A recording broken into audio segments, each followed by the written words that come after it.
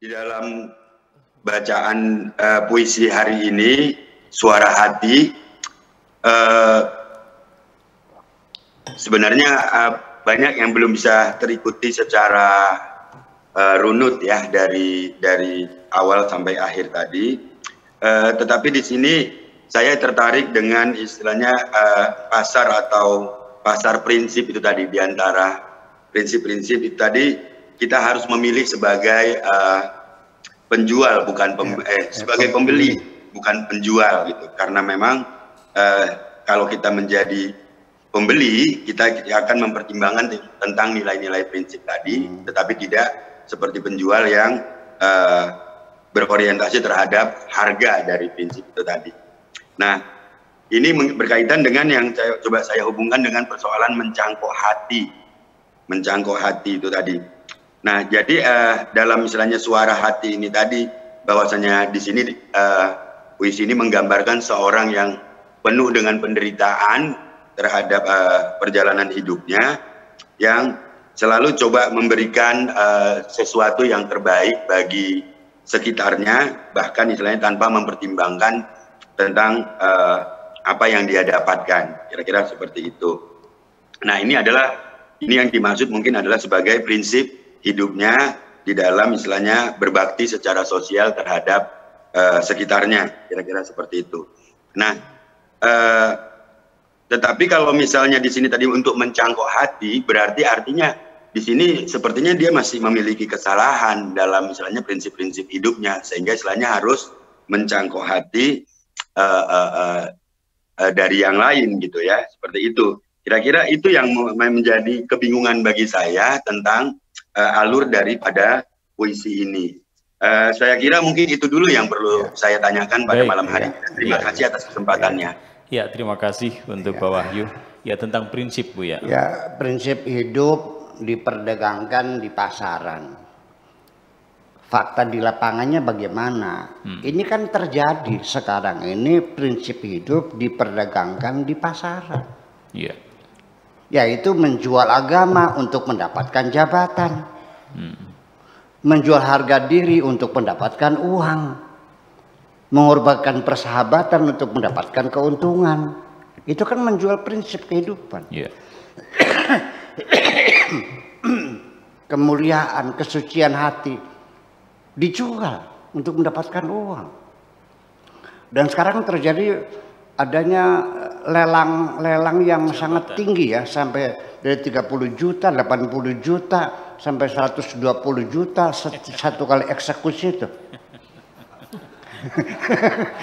Itu yang diperdagangkan. Kemudian juga orang bikin organisasi, bikin partai nggak nama agama, tapi dia orientasinya mencari materi. Dan ini terjadi mana-mana, kan diperdagangkan. Itu persoalannya.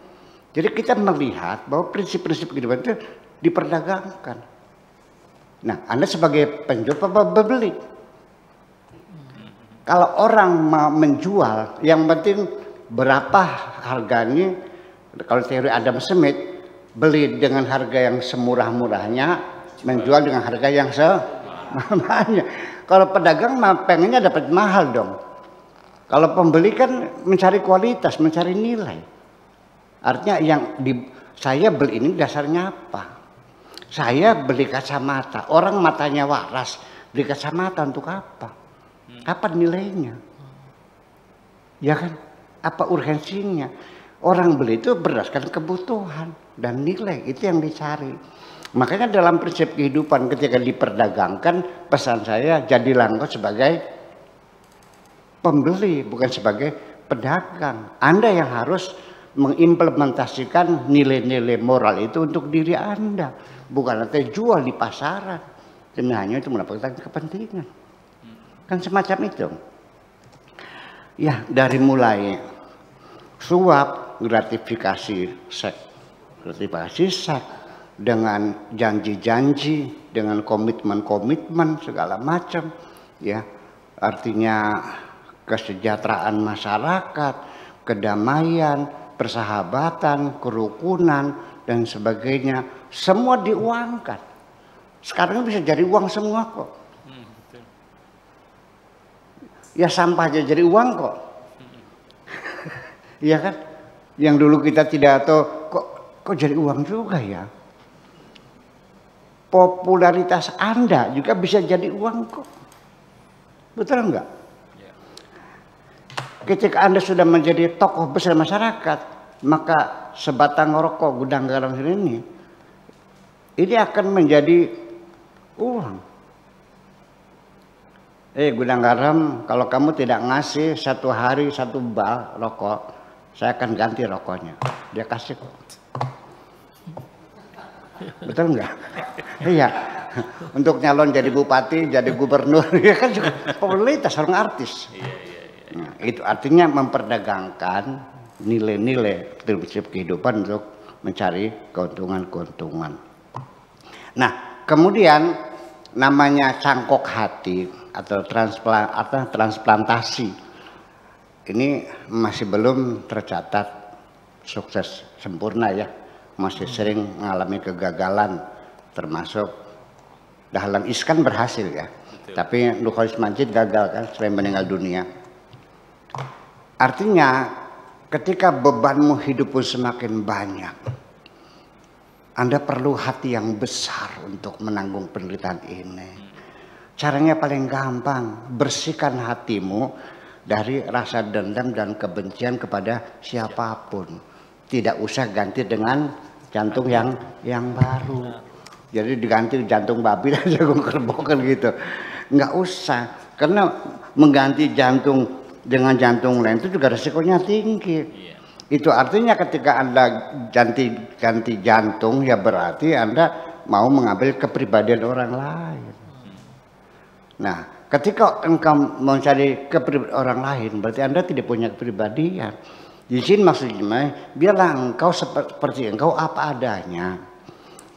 Hadapilah penderitaan itu. Dan kebiasaan-kebiasaan baik mau menolong orang, silakan lanjutkan, ya kan gitu. Supaya Anda lebih bisa mempertahankan diri dengan penderitaan yang banyak itu, tidak usah ganti jantung lah.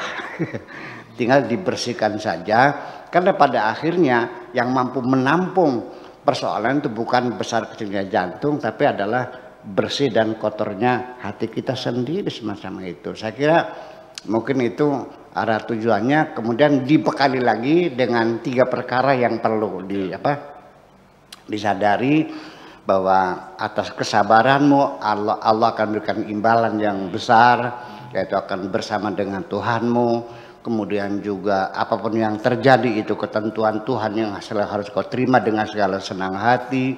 Dan kemudian kesulitan yang kau hadapi ini sifatnya sementara kok. Nggak usah kecil hati, lanjut gitu.